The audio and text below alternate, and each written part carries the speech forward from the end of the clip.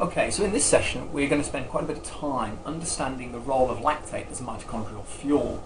Now, the reason for doing this is that when we assess endurance performance, aerobic endurance or cardiorespiratory fitness, or even trying to understand cardiopulmonary pathologies, one of the variables that we monitor is the blood lactate response to incremental exercise.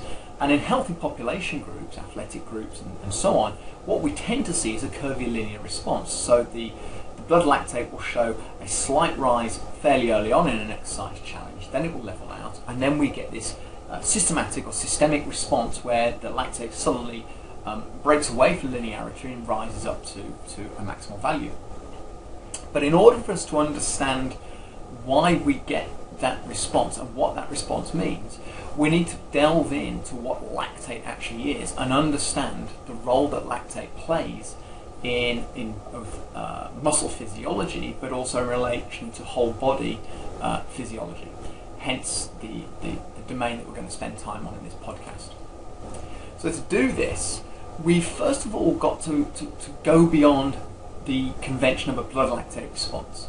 And we've got to get into the idea and the notion that what blood lactate represents is a balance, or a response showing the rate of appearance and disappearance of lactate. So this is appearance and disappearance of lactate at the cell. And so what you're recording in the bloodstream is whether we have got balance or whether we have got perhaps more appearance than we've got disappearance. And that is a fundamental step change that we have to now move towards. That we cannot simply just conserve this idea that it is just a blood lactate response to exercise. There is much more going on. Tied with that, we've got to start to think about, well, if we are getting appearance and disappearance of lactate, that must mean that lactate per se is moving in and out of cells.